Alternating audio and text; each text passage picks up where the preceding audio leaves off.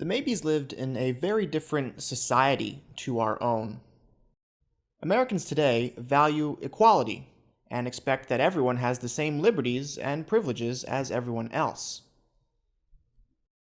However, in colonial New York, equality was definitely not the law of the land.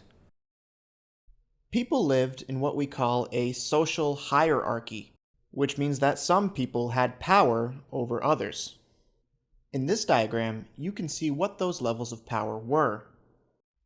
It was a pretty complicated system, and we won't go into too much detail here, but the main takeaway is that the more land you owned or the more property you had, the more powerful you were as a person.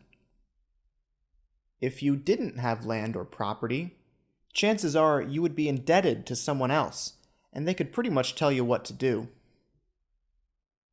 It might seem strange and unfair to us today, but to colonial people it seemed perfectly natural. And all the way at the bottom of this social order were people without any rights, privileges, or protections at all. We call these people enslaved people. And make no mistake, there were enslaved people who lived and worked at the Mabee Farm. This video will try to give you an idea of what their lives were like. And the story of slavery at the Mabee Farm begins just a year or two after the house was built in the first place. So in our house tour video, we already talked about how in 1705, this would have been just a one-room little cottage, and how the Mabee family, the 2 adults and the 8 kids, would have been pretty tightly packed into this little space. Well, in 1707, another man is brought into this household. Not because he chose to, but because he was forcibly brought here. His name was Sam, and Sam, unfortunately, was an enslaved man who was sold to the Mabees and came to live and to work here. Now, to fully understand Sam's situation, we should probably take a step back and talk about just what it meant to be enslaved in colonial New York. Essentially, a slave was owned by someone else, the same way that you or I today might own a bike or a phone. If you see this small piece of paper here, it's one of the oldest documents in our collection. It was written in 1707, and you probably can't read it because it's written in Colonial Dutch. But if you do translate it, you'll see that this was the deed of sale that legally gave the Mabees power over Sam. It's hard to imagine how such a small, short little document could wield so much power over someone's life. Beyond that, it's hard to really describe what his life would have been like apart from a lot of hard work. And whereas the Mabees did a lot of hard work too, they got to see the results or the profits from their hard work. All of the rewards that Sam's work would have gone straight to the Mabees instead. The food he ate, the clothes he wore, any possessions he may have been able to use, all of those things were decided by the Mabees, what he could and could not have, when he had to work and when he could rest. I often wonder where Sam came from, but we really don't have any evidence to go on. What I can tell you is that all enslaved people in colonial New York can trace their roots back to Africa. There, people would be captured and sold to slave traders, who would carry them across the Atlantic Ocean in incredibly overcrowded wooden boats. The journey was very perilous, and not everyone made it alive. Most enslaved people would be brought to Brazil, the Caribbean islands, or the southern colonies of North America. The enslaved people brought to the New York colony were usually not coming directly from Africa, but had already spent some time in the Caribbean.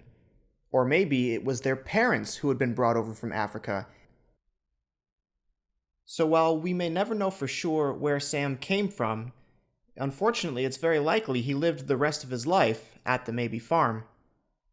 This room is already pretty crowded as it is, and I often wonder how Sam would have been, physically fit into this space.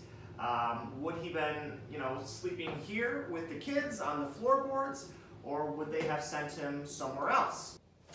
So enslaved people, many of them were sent to live in attic or garret spaces, which again would be those very uncomfortable upstairs spaces. So we're going to show you what one of those spaces would look like, and it involves going up, first of all, this very steep staircase, not something for the faint of heart.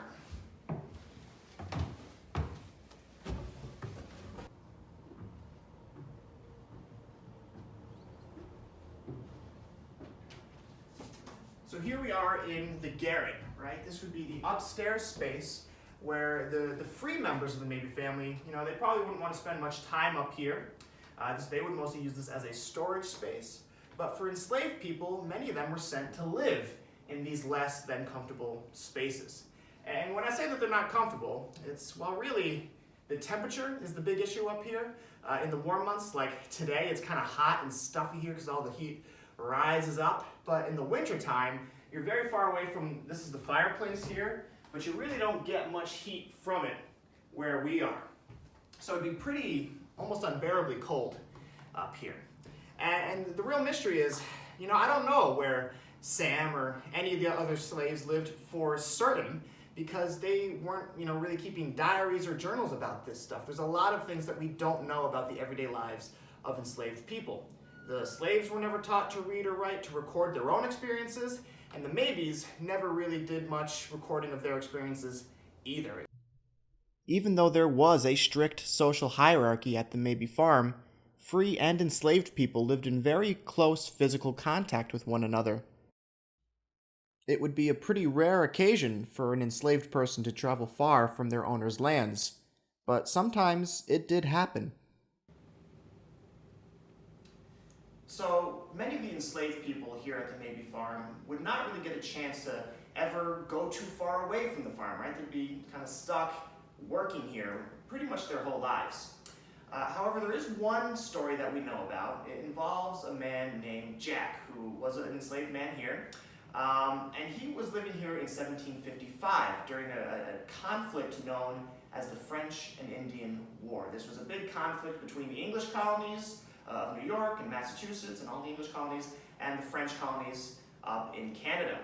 But to make a very long story short, the Mabees were supplying grain and other supplies to the English soldiers that were going to fight the French. But they had to travel all the way up the Hudson River, all the way up through Lake George, where the fighting was actually taking place. And if you're not familiar with that route, back then, in 1755, this was a long, dangerous journey through the Adirondack wilderness. Now, Katrina Mabee, who was the woman in charge of the house at the time, she didn't want to send herself or any of her sons on this very perilous journey. So Jack took a team of horses and wagons and grain from the Mabee family farm, and he took this journey as part of a long convoy to the north through the wilderness to supply the English troops fighting the French. We know about this journey from this tiny little document here, which is essentially a bill. Katrina is sending this bill to the government of the colony of Massachusetts. She wants to be compensated for the time that Jack spent away from the farm and the use of her equipment in carrying these supplies.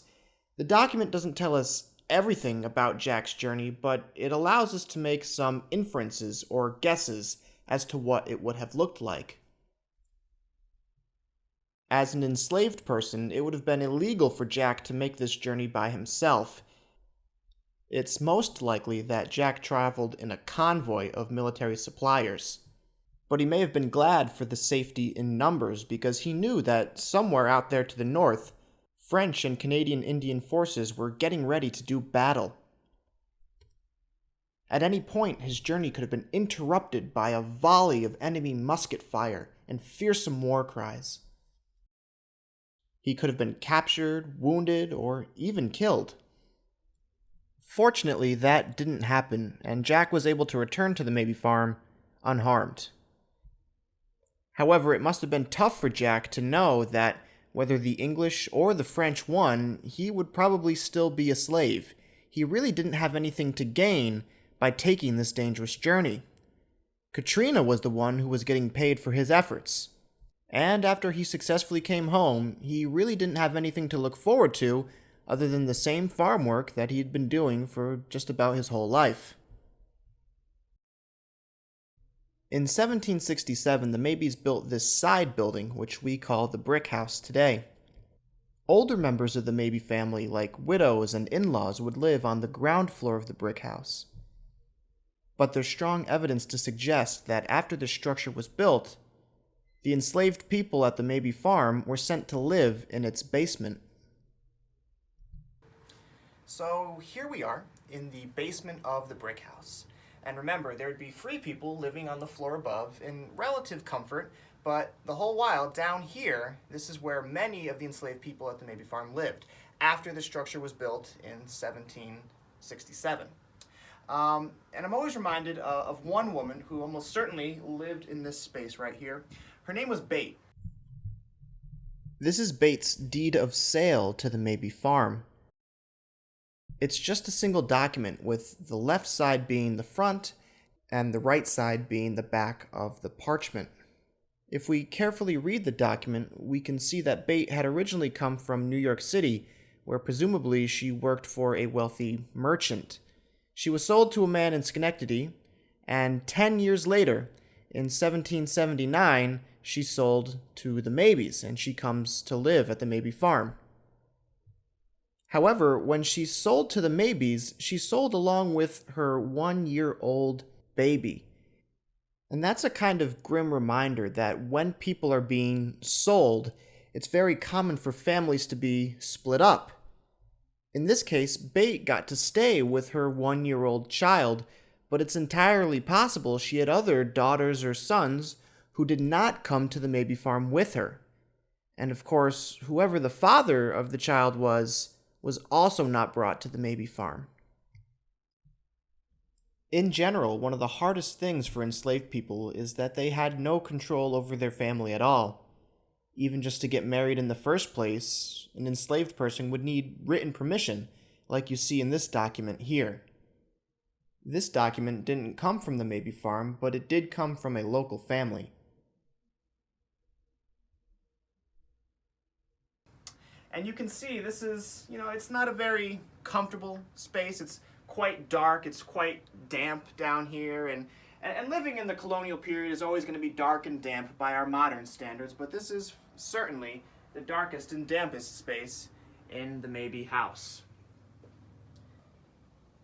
So there's really nothing in this space, very few features or furniture to speak of. The main center of life down here in this basement would have been, again, the fireplace. This is where enslaved people could cook for themselves, but also would likely have responsibilities to cook food for the Mabees living upstairs. This would be their only source of light or heat. There's a little bit of light that comes in through the windows, but not a whole lot. Even with all the hardships they had to face during the colonial period, it was rare for enslaved people to try to run away from their owners. I'd say that's mainly due to the fact that these people had nowhere to go where they could be safe or could be free. Still, there were some people who did try to make that dangerous trip to freedom. In the 1790s, the Mabees owned an enslaved man named Kaito. Kaito didn't exactly live here at the Mabee Farm, but with other members of the Mabee family at their homes. In fact, he was jointly owned by both Peter and Simon Mabee. Some days he would work at Peter's farm, and other days he would work at Simon's farm. Today, we know a lot about Kaito. We know that he was 5 foot 4 inches tall. We know that he spoke both English and Dutch.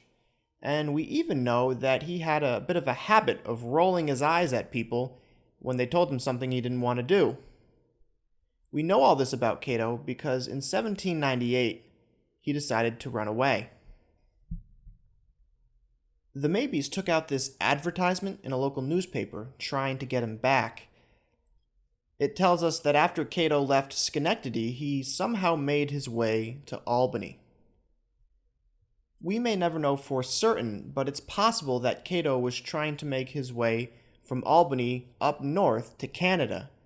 At this point in time, Canada was a safe haven for runaway slaves from the United States. But such a journey would not be easy. Apart from the regular difficulties of traveling in the 18th century, Kaito would have to watch out for slave catchers. To avoid being spotted, Kaito would have to be really careful. He would have to avoid cities and towns as much as he could. He would probably sleep during the day and only travel at night by moonlight. And all the while, Kaito knew that if he was caught, he could be severely punished for trying to run away. Unfortunately, we know that Kaito did not make it to freedom in Canada. We know that because of this document from 1800, which is a deed of sale from Peter and Simon Mabee to Jacob Mabee, who did live here at the Mabee Farm. And so Kaito would be brought here as well. It's likely that Kaito did live to see the day that he was a free man. But if he did, he would have to wait 27 long years. In 1799, the New York State Legislature passed a law that gradually emancipated all slaves in New York State. Unfortunately, they would have to wait until 1827 to get their freedom. And waiting more than 20 years to be free must have been really difficult. Kaito disappears from the documentary record after 1800, but we do know the last slave to live and work at the Mabee Farm was in fact manumitted or freed in 1827. This person was also named Sam, just like the very first slave that the Mabees purchased back in 1707.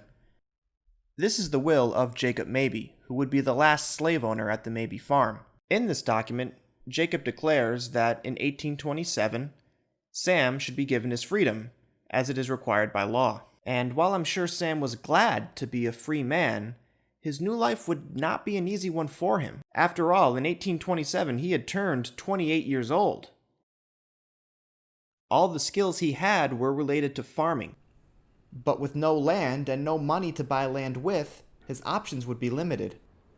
Public schools in Schenectady were not open to African American children at the time. In general, African Americans in Schenectady, even after slavery, faced a new set of disadvantages they had to overcome. But perhaps that's another subject for another time.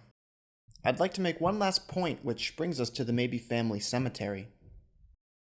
Here, the Mabees set aside a little piece of their land where members of their family could be buried. But as you go through all the gravestones, you'll notice that there are none for the enslaved people who lived here at the farm. Instead, enslaved people would be buried in a different plot of land. They wouldn't be given fancy or expensive gravestones like these. Instead, they might just use a rock or a stick to mark their final resting place. It's been nearly 200 years since the last enslaved person would have been buried at the Mabee Farm. And unfortunately, their simple grave markers have disappeared with time. When we at the Historical Society acquired the Mabee Farm, we thought we knew where the slave cemetery was. But when we took a look using ground-penetrating radar, we were unable to find anything. We hope that one day we'll find some evidence that allows us to locate the final resting place of the enslaved people at the Mabee Farm. But, until then, it's been lost. With all that in mind, it was the very least that we could do to put this stone here, which lists the names of all the enslaved people who lived and worked at the Mabee Farm.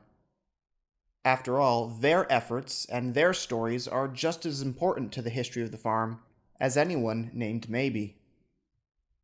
I think it's pretty obvious that slavery was a very unfair and very hurtful system, and it's a shame that it lasted for so long in American history.